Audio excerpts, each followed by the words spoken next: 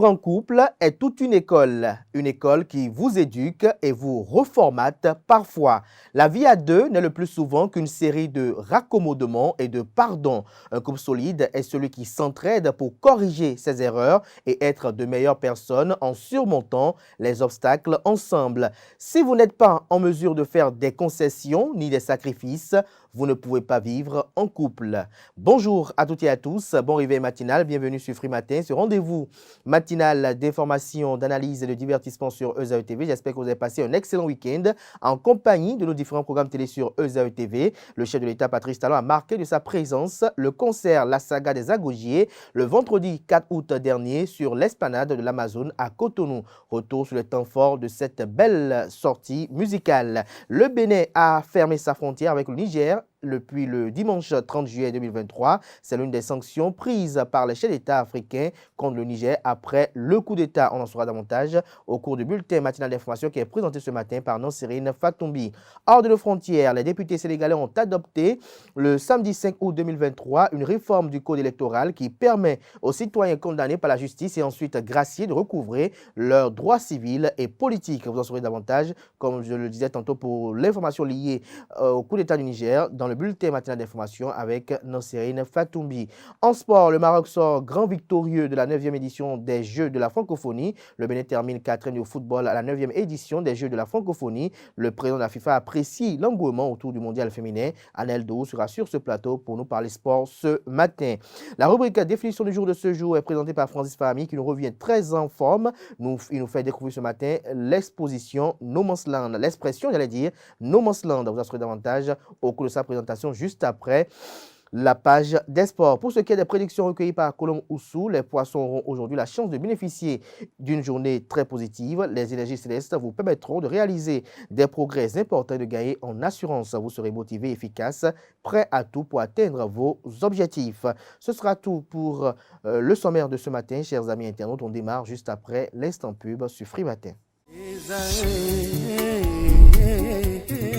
L'École supérieure d'administration, d'économie, de journalisme et des métiers de l'audiovisuel ESAE offre de nouveaux challenges pour l'année universitaire 2023-2024. Étudiantes et étudiants, parents d'élèves nouveaux bacheliers, ESAE, c'est la garantie d'une formation de qualité à des conditions très avantageuses. À Gbedjromede, à Papa, à Boumekalavier, Parakou, inscrivez-vous en administration générale, administration du travail et de la sécurité sociale, trésor et finances publiques, impôts, diplomatie et relations internationales, journalisme et métiers de l'audiovisuel, gestion des marchés publics, planification et développement local, sciences économiques, sciences juridiques et toutes les filières des sciences de gestion. ESAE vous offre des bourses, demi-bourses et de réductions pour les premières inscriptions dans toutes ces filières. Waouh! En licence 1, 2 et 3 et en master, bénéficiez jusqu'à 50% de réduction sur tous nos sites. N'est-ce pas génial? Infoline. ESAE Gbedjromede, 3e rue à droite en quittant le carrefour Le Jador pour la BIBE Jéricho ou au plus 229 90 93 65 21 98 98 14 00 à Kpakpa au plus 229 52 88 33 33 à Boumekalavi au plus 229 52 88 44 44 Parakou au plus 229 52 46 12 12. ESAE, l'excellence à un nom.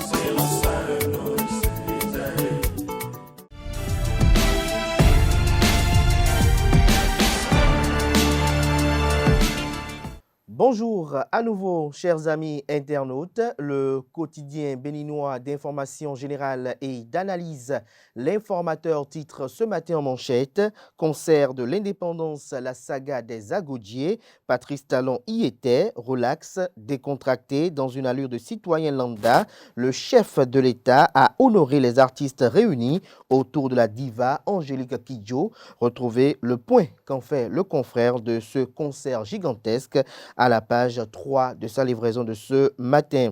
Toujours à la une de l'Informateur de ce matin, enregistrement des conventions de parcelles, le dispositif de la Direction générale des impôts pour les propriétaires est présenté à la page 8. Toujours à la une de l'informateur de ce matin, impact de la fermeture de la frontière Bénin-Niger, Wilfried Léandre Houmbédji répond aux inquiétudes. Tout sur la conférence de presse animée avec le ministre Adjadi Bakari à la page 9 de la parution de ce matin du journal qui a également pour titre ce lundi 7 août 2023 sa une, troisième édition du festival artistique universitaire. Le Centre des œuvres universitaires et sociales d'Abomey-Calavi-Kossacé promeut la culture dans le supérieur. L'oreille droite de la une de ce matin de l'informateur, comme à chaque parution au cours de l'année académique, vous invite à découvrir dans les colonnes de sa parution les productions journalistiques produites par les étudiants en formation à l'École supérieure d'administration, d'économie, de journalisme et des métiers de l'audiovisuel ESAE sur les différents campus dont dispose la prestigieuse université. Le quotidien de service public titre ce matin manchette accès à l'eau potable, des avancées et des défis. Le point à retrouver aux pages 12 et 13. Concert la saga des Agodiers, des Amazones mettent le public en extase. En illustration, une photo de Angélique Kidjo et de Cécile prise lors du dit concert. Le point du quotidien de service public à retrouver à la page 7. Catherine Colonna à propos de la situation au Niger, il n'y a aucune justification à ce putsch. Retrouvez ses impressions à la page 15. La Nation annonce une interview exclusive pour très bientôt. Dans ces colonnes, une interview au cours de laquelle Ousmane Batoko, ancien président de la Cour suprême, dit tout. Fraternité ce matin en manchette, Olusegun Adjadi Bakari sur le coup d'État au Niger. La position du Bénin est claire et sans équivoque. Le Bénin réaffirme son engagement pour un retour à l'ordre constitutionnel. Le journal fait savoir que la position du Bénin est sans équivoque. Il souscrit entièrement aux décisions de la communauté économique des États de l'Afrique de l'Ouest, CEDEAO. C'est la ligne qu'ont défendu le ministre des Affaires étrangères, Olusegun Adjadi Bakari, et le porte-parole du gouvernement et secrétaire général adjoint du gouvernement, Wilfried Léandre Houmbédji, ce vendredi 4 août 2023, face à la presse nationale et internationale dans la salle fleuve du ministère des Affaires étrangères. Les deux émissaires du gouvernement ont réaffirmé l'engagement du Bénin à un retour à l'ordre constitutionnel. Selon le chef de la diplomatie béninoise, le Bénin fait partie intégrante de la CEDEAO et se doit d'être solidaire de l'organisation. Ce n'est pas le Bénin tout seul qui a pris cette décision, c'est la CEDEAO et le Bénin était à cette réunion où les décisions ont été prises. Dans toutes les décisions prises par la CEDEAO concernant les pays membres seront appliquées à ces pays et celles concernant le Bénin seront appliquées au Bénin. Retrouver la suite du compte rendu que fait le confrère aux pages 2 et 3 de sa livraison de ce matin. Le bouillon, le cube, un poison qui savoure les mets, titre ce matin en deuxième du titre à sa une, Fraternité. Concert de fin des festivités du 63e anniversaire de l'indépendance du Bénin, Angélique Kidjo et plusieurs artistes à la saga des Agodiers. Le matinal ce matin en manchette, fin de l'ultimatum aux putschistes pour la restauration de l'ordre constitutionnel au Niger. La communauté économique des États de l'Afrique de l'Ouest, CEDEAO, très attendue. Le journal fait savoir que depuis hier minuit, l'ultimatum donné par la CEDEAO aux nouveaux hommes forts du Niger à l'effet de rétablir l'ordre constitutionnel est arrivé à expiration. Du coup, les regards sont tournés vers l'organisation communautaire qui n'a pas fait de mystère sur sa détermination à restaurer l'ordre au Niger au besoin par la force. Face à ces exigences et menaces, les lignes n'ont véritablement pas bougé du côté de Niamey où les putschistes sont restés campés sur leur position, confortés même par le soutien d'une partie du peuple et des pays tels que le Mali, le Burkina Faso et l'Algérie. Aux dernières nouvelles et face à la menace qui plane, le Niger aurait fermé son espace aérien. Par ailleurs, quelques réticences vis-à-vis de l'option militaire sont annoncées dans le rang de certains pays membres de la CEDEAO. Au regard de l'évolution de la situation, la CEDEAO va-t-elle opter pour la temporisation et privilégier la poursuite des discussions ou plutôt maintenir le couloir de la fermeté pour faire abdiquer le général Tchiani et ses hommes par la force, s'interroge le confrère. Retrouver la suite de son analyse à la page 2 de sa parution de ce lundi. Toujours à la une de le matinal du jour, concert de l'indépendance, 15 à Gaudier et égayent le public. Matin libre ce matin manchette, drame de Dassa, les parents des victimes ensemble pour défendre leurs droits. Des précisions sur le titre à la page 2. Toujours à la une de Matin libre de ce matin, trafic de faux médicaments au Bénin, plus de 116 milliards de francs CFA de manque à gagner. Des détails sur ce dossier que propose la rédaction aux pages 6 et 7. Le Béninois libéré libère ce matin manchette, Niger, déclaration de Hama Amadou sur la situation du pays. Mahamadou Issifou accusé le jeu flou de la junte. L'ultimatum de la CEDEAO était une grosse farce, estime le confrère. Dénonciation de la gestion hasardeuse des autorités communales de Banté. Les jeunes de Banté appellent Patrice Talon au secours. La commune risque de perdre son partenariat avec la ville d'Amaï en Belgique. Des détails sur le titre du journal dans les colonnes de sa parution de ce matin. Retrouvez également la liste des 277 fonctionnaires de la police républicaine promus aux différents corps des brigadiers de police à la page 10 et 11 de la parution de ce matin de Le Béninois libéré. Le potentiel en manchette ce matin, organisation des missions dans des structures publiques, l'argent de l'État, otage d'un réseau mafieux, chauffeurs, garde-corps, victimes de détournement des frais de mission, des agents fantômes payés sur des missions non effectuées, la brigade économique et financière pour traquer les faussaires. L'article à retrouver à la page 8. Irrégularité dans les marchés publics passés en 2020. La prison châtiment annoncé sur le crime des 130 milliards de francs CFA. Le journal fait savoir que sur la chaîne de la commande publique, les acteurs attendus pour remplir convenablement leur mission ne répondent pas toujours présents. Des imperfections, des actes assimilés à la fraude, des violations des textes de loi, des jeux de favoritisme, des omissions graves dans l'un ou l'autre des cas. L'autorité de régulation des marchés publics, ARMP, ne veut rien lâcher. L'audit, indépendant réalisé sur les marchés publics au titre de l'année 2020 en République du Bénin vient attester de l'existence réelle de manquements sur la chaîne de la commande publique. Nous restons toujours à la une de Le Potentiel de ce matin. Marche du cœur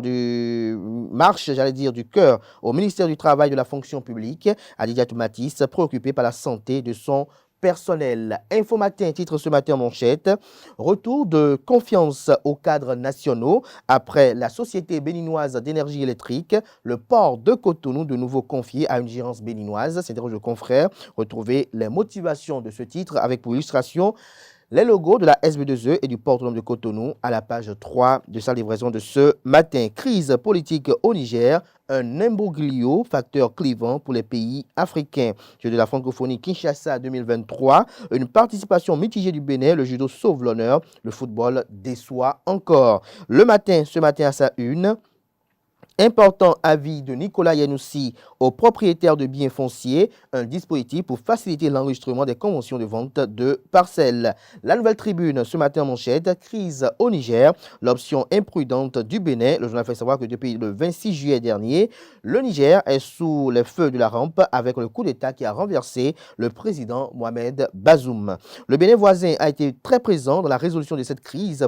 par la personne de son président, Patrice Talon. Seulement, les déclarations faites et les postures affichées compromettent un peu les bonnes relations entre le Bénin et le Niger. Toujours à la une du même quotidien ce matin, crise Niger-CEDEAO, fin de l'ultimatum et après, s'interroge le confrère, avec pour illustration la photo de Bola Ahmed Tinubu, président en exercice de la CEDEAO et président de la République fédérale du Nigeria. Libération libère ce matin en manchette en fin hier de l'ultimatum à la junte militaire au pouvoir au Niger. La CEDEAO à la croisée des chemins, un pied de nez des putschistes avec une démonstration de force de 30 000 partisans hier. La junte militaire au pouvoir demande de l'aide à Wagner. Toujours à la une de Libération de ce matin, Société béninoise d'énergie électrique, Gérard Zagrognik s'en va avec son lot de délestage.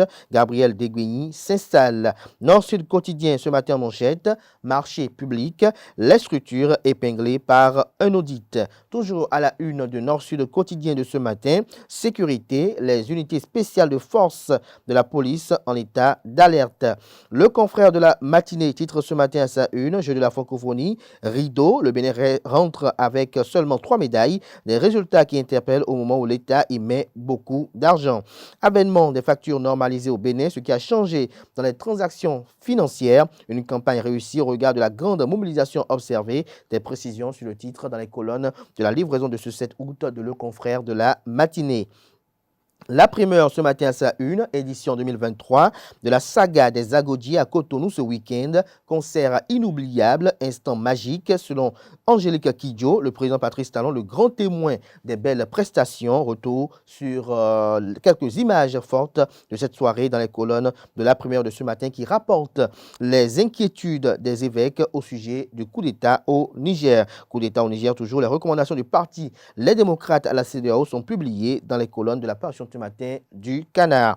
Le pays émergent libère ce matin à sa une, fin des 9e Jeux de la francophonie en République démocratique du Congo. Le para-athlète Faisal Achiba fait sensation et décroche une médaille de bronze pour le Bénin. Quel honneur, j'interroge le confrère, très fier de son athlète. Le président du CNP Bénin, Abdelrahman Ourou Barré, dédie cette breloque au chef de l'État, son excellence Patrice Talon, avant de solliciter une audience.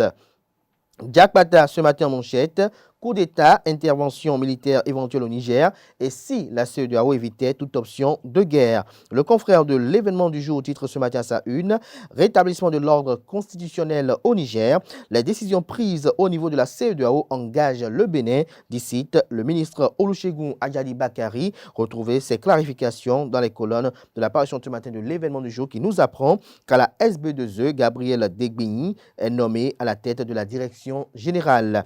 L'événement précis ce matin en manchette parle de crise au Niger. L'ultimatum de la CEDEAO expiré. L'Afrique retient son souffle. Le Bénin reste ferme sur la réinstallation de Mohamed Bazoum. Les forces de défense et de sécurité sont là pour protéger le pouvoir démocratique et non l'exercer, dit Olusegun Ajadi Bakari, ministre des Affaires étrangères du Bénin. Ce que les chefs d'état-major ont retenu à Abuja pour l'intervention militaire. Le Parti des démocrates appelle la CEDEAO à privilégier la diplomatie. Des précisions aux pages 2, 3 et 4.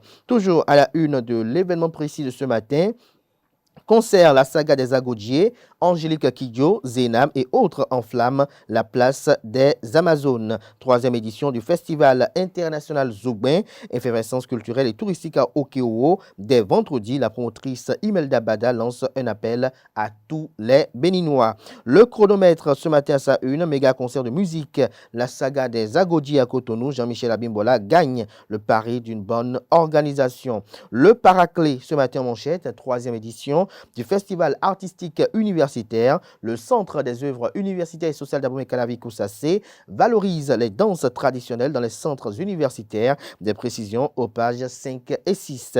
Toujours à la une du même quotidien ce matin, extrémisme violent, le scoutisme béninois s'invite dans la lutte à travers un forum des jeunes. Ce sera tout pour la présentation de quelques titres parus ce lundi 7 août 2023 dans les kiosques. Ils sont également disponibles en ligne pour ceux d'entre eux disposant d'un site internet. Place à présent au bulletin matinal d'information qui vous est présenté ce matin par Nancirine Fatoumbi.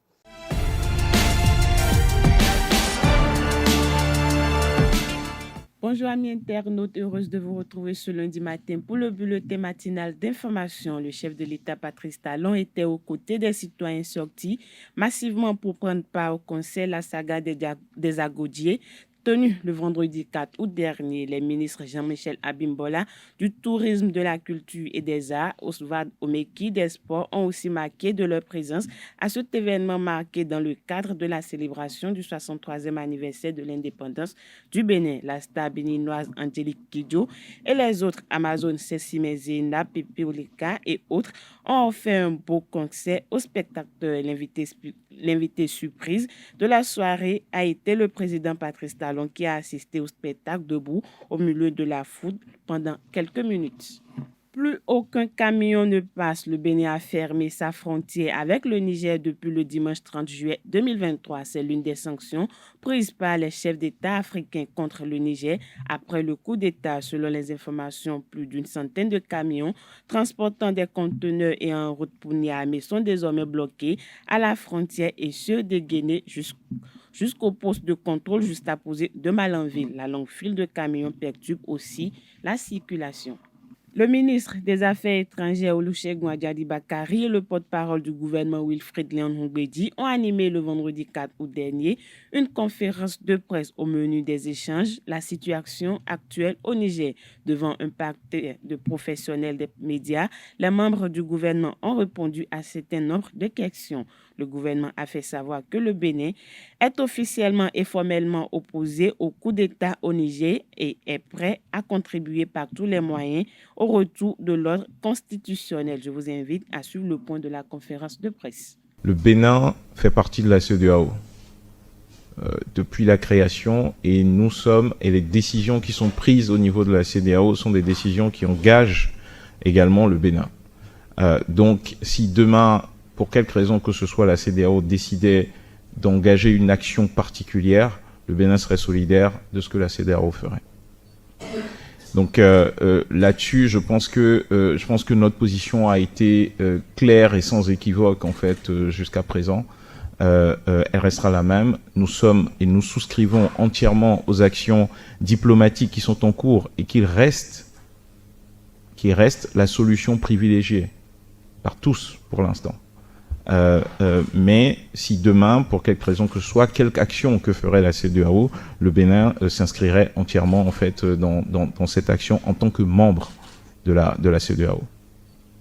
En ce qui concerne la situation et les régimes militaires, nous, notre conviction au niveau du Bénin, et cela tient aussi de notre histoire. Depuis 1990, nous croyons dans le fait que le pouvoir se transmet par les urnes et ne se situe pas au bout d'une baïonnette. C'est important parce que c'est de cette manière-là qu'on assure en fait un développement. Nous croyons dans le fait que le développement ne peut se faire que s'il y a une forme de stabilité politique. Et que ce dont nos populations ont besoin aujourd'hui, c'est d'une stabilité politique qui permette de réduire la pauvreté, qui permettent de faire en sorte que chaque citoyen de la zone CEDEAO puisse voir ses conditions de vie s'améliorer. Et nous croyons que ça marche. On arrive à cela parce qu'on a des régimes qui sont des régimes démocratiques, des régimes démocratiquement élus, qui est une transmission démocratique du pouvoir. C'est très important. Et on ne peut pas considérer qu'en fait ce soit seulement dans notre sous-région qu'il y ait des tentatives de prise de pouvoir par les armes. Ce n'est pas une chose acceptable, ce n'est pas une chose bien même pour le développement de notre sous-région. Et je pense que ce qui concerne, le principal besoin de nos populations aujourd'hui a rapport en fait à l'amélioration de leurs conditions de vie. Et nous croyons que des régimes qui sont des régimes démocratiquement élus sont meilleurs pour l'amélioration des conditions de vie des populations. Je ne sais pas si monsieur le porte-parole... Je pourrais renchérir en disant qu'effectivement, le Bénin, c'est un exemple, sans aucun doute, mais tous les pays africains sont engagés de plus en plus dans les processus démocratiques. La démocratie, comme n'importe quel autre système, peut avoir ses imperfections, mais chaque acteur sociopolitique doit savoir rester dans son camp et faire ce qui relève de sa responsabilité. De l'évolution dans les pays où il y a des coups d'État depuis 2-3 ans pour voir qu'est-ce qui a fondamentalement changé en termes d'amélioration de la gouvernance, en termes d'amélioration de la qualité de vie des populations. Et puis, nous les Africains, on se déresponsabilise pour faire croire aux populations que la source de nos malheurs, c'est l'étranger. Moi, vous pouvez demander aux Béninois, nous avons commencé à faire beaucoup d'efforts, plus que par le passé. Depuis 2016, ça a été très dur au début pour nous tous, mais les Béninois voient très bien maintenant que quand on fait des efforts, ils produisent du résultat. À présent, je vous invite à suivre le porte-parole du gouvernement Wilfrid Léon Ngbedi sur les relations entre le Bénin et le Nigeria. Les relations décomplexées dont je parlais tout à l'heure se font aussi à l'égard des pays voisins, y compris le Nigeria. Et vous avez vu avec quel enthousiasme, avec quel faste le président nigérien et sa délégation, y compris même l'homme d'affaires Aliko Dangote, arrivent ici et sont à leur aise. C'est une bonne chose et nous allons travailler à entretenir cette relation. Cela n'a pas un coût direct avec l'augmentation des prix de carburant. Ça, vous le savez que c'est dicté par la conjoncture internationale. Il y a des normes pour apprécier et ajuster les prix. Et nous avons mis beaucoup en subvention sur ces produits, notamment depuis la guerre en Ukraine. Et je peux vous dire, aujourd'hui encore, quand bien même le prix de l'essence est passé à 680 francs depuis le premier contre 650 avant, nous sommes encore autour de 40 francs de subvention sur le litre d'essence. Autrement, on serait au-delà de 700 francs déjà. Et puis enfin, par rapport à la CEDEAO, vous-même vous l'avez évoqué, donc la CEDEAO ne reste plus insensible à la question des troisièmes mandats. Vous l'avez dit vous-même, puisqu'une décision a été prise pour agir sur les tests. Et à la réunion d'avant Abuja, ou c'était même à Abuja, le président Tinubu, il a été évoqué la mise en place d'une force d'interposition, la promotion de la démocratie, donc plus de tolérance pour les troisièmes mandats, autant qu'il n'y aura pas de tolérance pour les coups d'État. Un coup d'État, c'est un coup d'État. Maintenant, vous dites, les peuples, les populations, regardez nos États. Et on a commencé à répondre tout à l'heure. Plusieurs micro-nationalités à l'intérieur de la nation que nous entendons tous bâtir. Combien d'oppositions avez-vous vu en Afrique, après une élection, reconnaître avec fair play sa défaite et commencer à préparer les prochaines élections? Même quand on a perdu, on fait croire que c'est parce que le vainqueur a volé. Dans ces conditions, si quelqu'un est malin parce qu'il a la force et il dégage un autre qui est là, vous aurez toujours des gens dans la rue pour applaudir et apprécier. Qu'ils soient insatisfaits ou non de la gouvernance. C'est de l'ordre normal des choses. Et ce n'est pas un indicateur. Non, ça ne peut pas être vu comme un indicateur de popularité des acteurs ou de l'appréciation du push. Ce n'est pas un baromètre parce que vous connaissez très bien les œuvres de manipulation. Et ça, vous ne maîtrisez pas. Donc, ne considérez jamais que parce que les populations sont sorties dans les rues ici, elles étaient absolument contre les dirigeants qui étaient là. Elles étaient insatisfaites de leur gestion. Tous ceux qui sont là et qui peuvent accéder à des ressources peuvent vous mobiliser demain 10 000, 20 000, 30 000 personnes dans les rues. Oui ou non? Bah oui, donc il faut pousser l'analyse beaucoup plus loin. Naître africain, sacrifice ou défi, c'est le titre de l'œuvre du jeune essayiste Ricardo Jansen. Cette œuvre expose plusieurs nuances sur les défis à relever en tant qu'Africain. L'auteur nous en parle davantage au micro de Anaël Dou. Naître africain, sacrifice ou défi. À quelqu'un qui est totalement novice, je lui demanderais de se demander, par exemple, avant sa naissance, on lui demandait de choisir entre naître africain et puis naître américain, européen, ainsi de suite. Possiblement, la personne pourrait vouloir naître européen peut-être. Parce qu'en vrai, il y a beaucoup de problèmes, beaucoup de situations qui gangrènent le quotidien de l'Africain et qui handicapent souvent beaucoup de processus. Et puis, donc, tous ces problèmes peuvent vous faire penser que c'est un sacrifice. Mais dans ce livre, j'ai beaucoup plus montré ce en quoi c'est beaucoup plus un défi à relever et une responsabilité pour tout un chacun de nous. Ce livre, je l'ai rédigé comme on écrit tout test. Je l'ai écrit comme un essai dans un raisonnement beaucoup plus philosophique et scientifique. Pour le rappeler, je l'ai écrit en une semaine, même s'il m'a fallu 1 an pour le sortir. Ça fait au total 206 pages. Et puis pour commencer la rédaction, j'ai d'abord élaboré des questions auxquelles il fallait répondre. Déjà, il faut dire que j'avais l'idée depuis 2017. J'avais déjà une grille de questions auxquelles j'essayais de répondre, des hypothèses qu'il me fallait étayer avec le temps. Et puis, lorsque j'avais décidé de m'enfermer pour rédiger ce test, j'avais déjà ces questions à ma disposition. Donc, tout ce que j'avais à faire, c'est de répondre à ces questions, aller rechercher dans les documents, sur Internet, un peu partout, avec des personnes ressources, les informations dont j'avais besoin pour étayer mes arguments, pour mieux justifier mes hypothèses. L'objectif, en écrivant ce livre, c'est beaucoup plus ramener chacun à reprendre en main son destin, ramener chacun à comprendre au fait que le fait d'être africain n'est pas forcément une fatalité, encore moins un défi, encore moins un sacrifice, mais beaucoup plus un défi à relever. Donc le livre, en quelque sorte, c'est une réponse à une question. C'est la réponse à la question que je me suis posée, l'être africain. Est-ce que c'est un sacrifice ou un défi? Il faut que je rappelle que l'inspiration du livre m'est venue de divers faits personnels que j'ai eu à vivre par le passé et tout. Et je me demandais à chaque fois, mais est-ce que le fait de naître africain, est-ce que c'était un sacrifice? Est-ce que c'était un problème? Après, je me suis rendu compte, mais non, c'est plutôt un défi. Donc, c'est un peu ce qui justifie un peu le titre de l'ouvrage. J'ai essayé d'aborder plusieurs domaines dans ce livre. J'ai abordé des domaines concrets, dans l'agriculture, la technologie africaine, le secteur du développement personnel, la capacité de tout un chacun de nous à pouvoir tirer profit de ses passions et tirer profit de ses talents. Comme problème que j'essaie de soulever justement, c'était le problème de manque de passion ou l'incapacité des uns et des autres à pouvoir tirer plein profit de leur talent. C'est-à-dire, par exemple, nous rencontrons en Afrique plein d'artistes, mais plein de professionnels spécialistes de divers domaines qui ont quand même du mal à mieux vivre ou bien à tirer plein profit de ce qu'ils savent faire. Donc dans ce livre, j'ai essayé de prendre des cas concrets et puis j'ai essayé de proposer des solutions en partant sur une logique que j'ai dénommée la logique du if this then that, c'est-à-dire la logique de cause à effet, en faisant comprendre que si nous faisons ceci, que nous aurons tel résultat. Donc que si les concernés posent telle action, ils auront tel résultat. Mon plus grand rêve pour ce livre est de le voir parcourir et puis surtout que les gens le lisent. Ça, c'est ma plus grande ambition. Pas seulement que les gens l'achètent, mais que les gens le lisent. Et que les gens découvrent ce qu'il y a vraiment dedans, qu'ils me fassent leur retour et surtout qu'ils comprennent que n'être africain n'est pas une fatalité, que ce n'est pas un sacrifice, mais c'est beaucoup plus une responsabilité et puis un défi.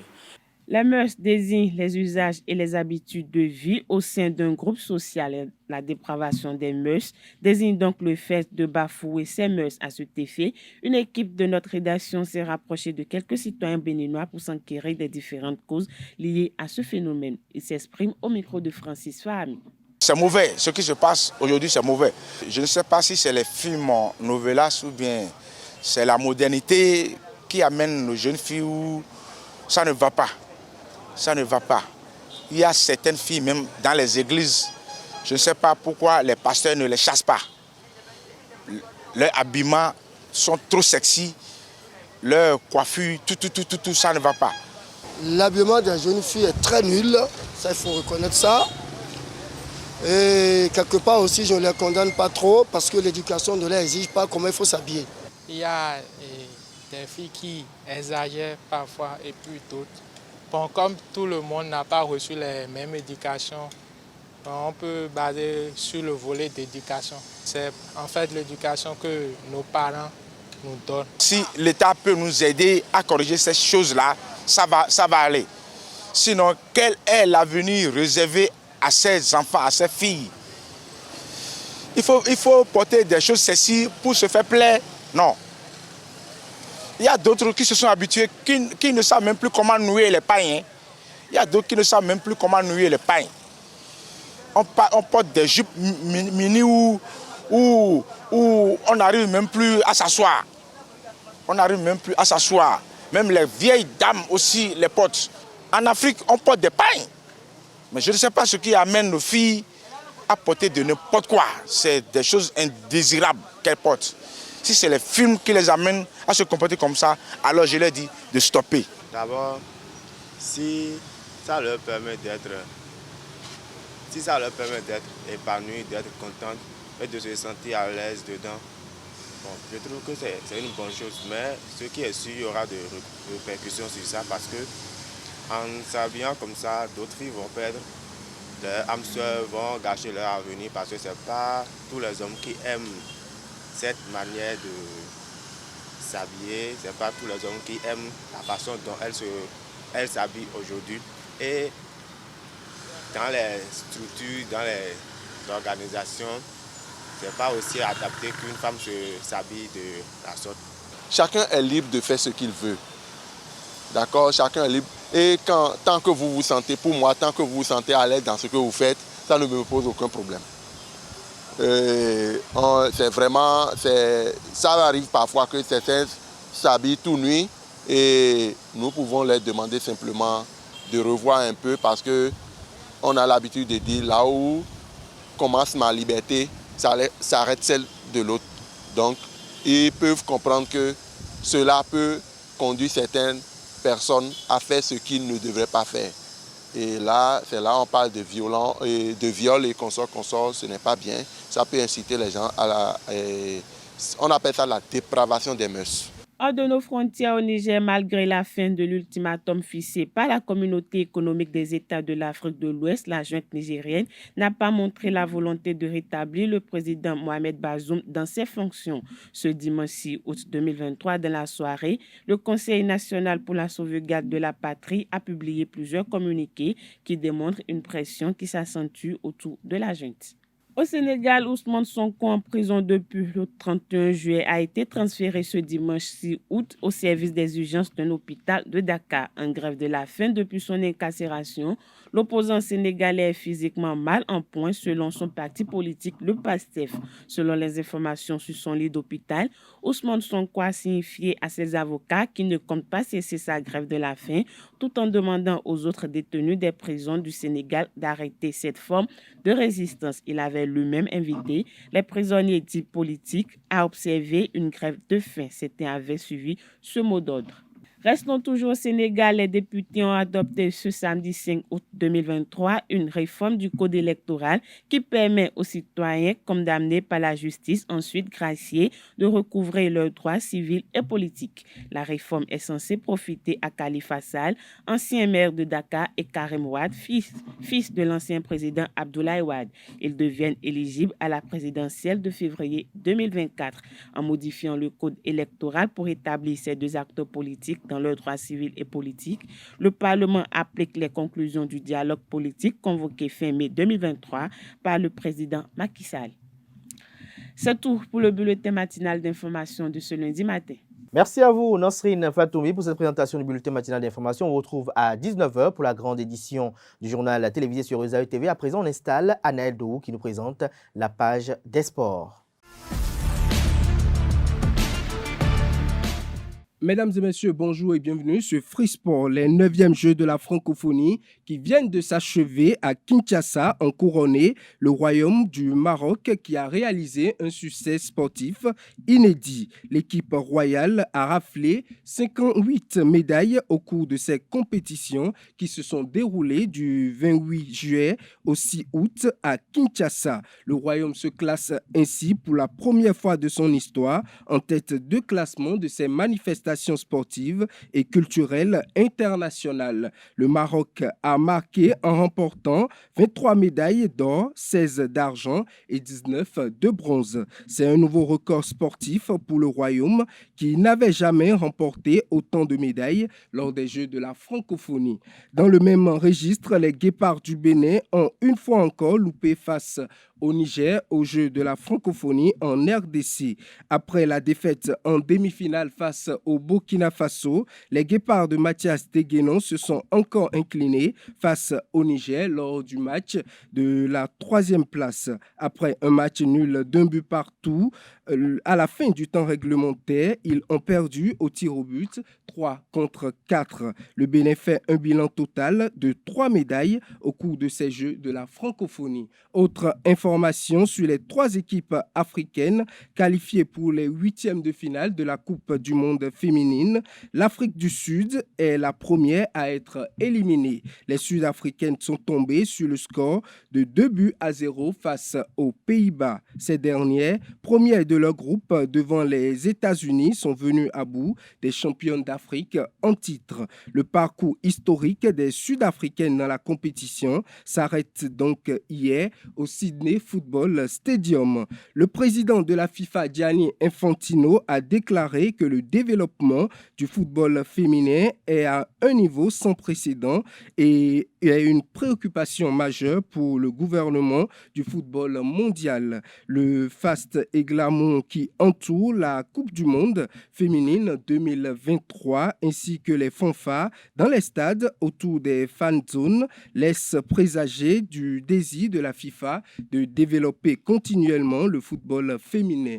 Lors d'une séance de questions-réponses après avoir atteint le 1 million de followers sur Instagram, le président Gianni Infantino a insisté sur la volonté de l'institution de promouvoir le football féminin. Nous avons fait en sorte que le football féminin soit pratiqué aux 4 coins du monde. 620 pays ont participer aux qualificatifs de la Coupe du Monde en 2015. Ce sont désormais 190 qui pratiquent le football féminin. Lors de la Coupe du Monde, il y a près de 2 millions de téléspectateurs dans les stades et 2 milliards de téléspectateurs en dehors des stades, a déclaré le président de la FIFA, Gianni Infantino. Mesdames et messieurs, c'est tout pour Free Sport. Merci à vous, Anaël Dou, pour cette présentation des sports. À présent, je vous installe Francis Fahami qui présente la définition du jour.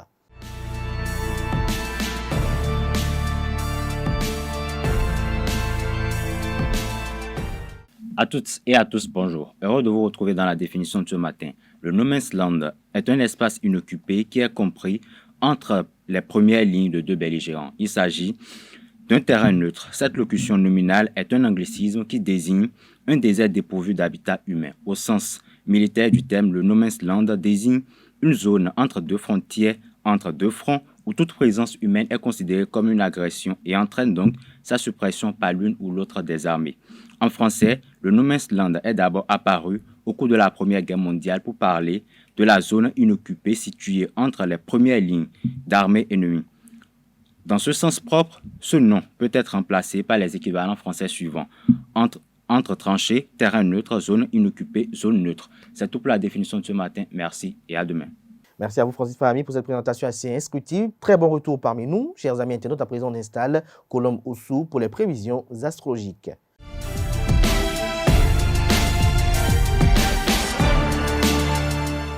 Bonjour à tous, découvrons ensemble ce que nous réserve le cosmos pour ce lundi. Ce lundi est un jour important pour le signe du Bélier. Vous vous sentirez particulièrement inspiré et enjoué, prêt à toutes les nouveautés que cette journée va vous apporter. En ce qui concerne votre travail, des opportunités se présenteront qui pourraient amener de grands changements dans votre carrière. Vous devrez prendre des décisions rapides et être proactif si vous souhaitez profiter de ces opportunités. Journée passionnante pour les taureaux. Vous allez être en mesure de prendre des décisions importantes qui auront un impact sur votre vie et celle des autres. Le moment est particulièrement opportun car vous êtes motivé et prêt à relever tous les défis qui se dressent devant vous. Journée agréable pour les natifs du signe astrologique des Gémeaux. Ils seront en mesure de tirer le meilleur parti de la situation, surtout si vous êtes prêt à travailler dur. Votre esprit est actif et créatif, ce qui devrait vous aider à prendre des décisions importantes et à aborder les projets difficiles. Journée intéressante pour les natifs du signe astrologique Cancer. Vous serez en mesure de vous concentrer sur votre travail et vos projets, ce qui vous permettra d'accomplir plus que prévu. Votre esprit est clair et votre capacité à résoudre des problèmes difficiles est à son apogée. Profitez de cette journée pour prendre des décisions importantes concernant votre carrière ou vos finances. Lion, votre horoscope de ce jour vous conseille de prendre le temps de profiter des petites choses. Vous êtes à un carrefour entre les obligations et les plaisirs et bien que vous devriez faire face à certaines responsabilités, il est important de trouver le temps de s'amuser et d'apprécier la vie. Essayez d'utiliser votre énergie pour aborder les difficultés avec confiance et optimisme. Votre attitude peut faire toute la différence pour atteindre le succès. Aujourd'hui, la Vierge peut s'attendre à une journée tranquille et productive. Les influences astrologiques encouragent à se concentrer sur les projets en cours et à prendre le temps nécessaire pour bien les achever. Il est conseillé de planifier votre temps et d'essayer de ne pas trop vous disperser afin que rien ne soit négligé ou oublié.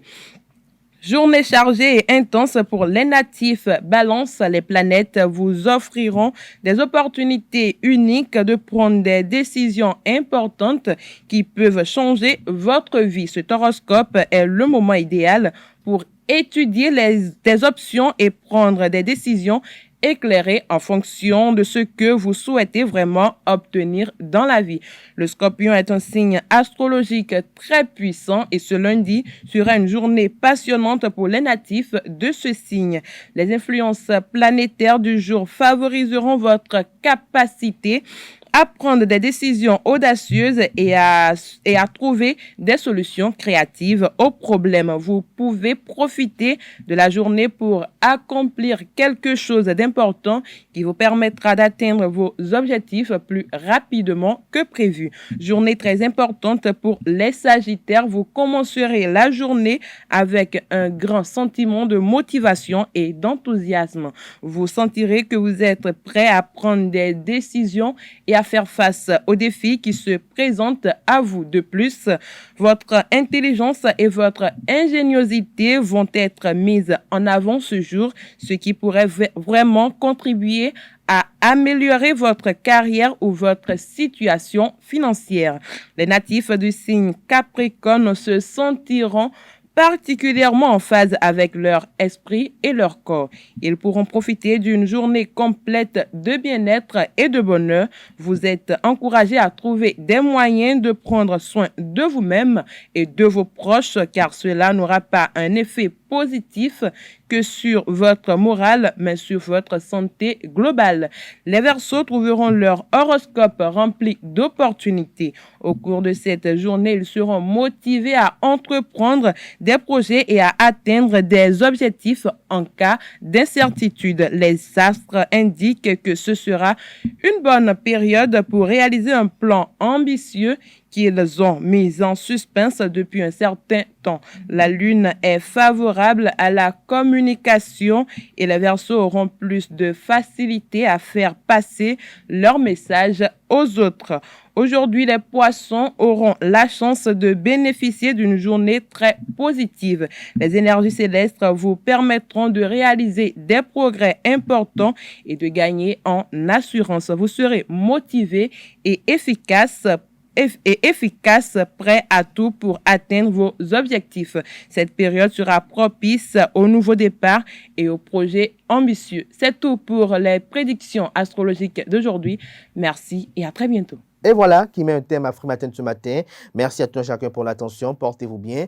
Très belle semaine de travail à tout un chacun, qu'elle soit fructueuse par la grâce et la volonté divine. On se retrouve bien évidemment dans la même grâce et la volonté divine demain pour un autre numéro d'émission de Freematin. Jusque-là, bonne suite de programme sur ESAE TV.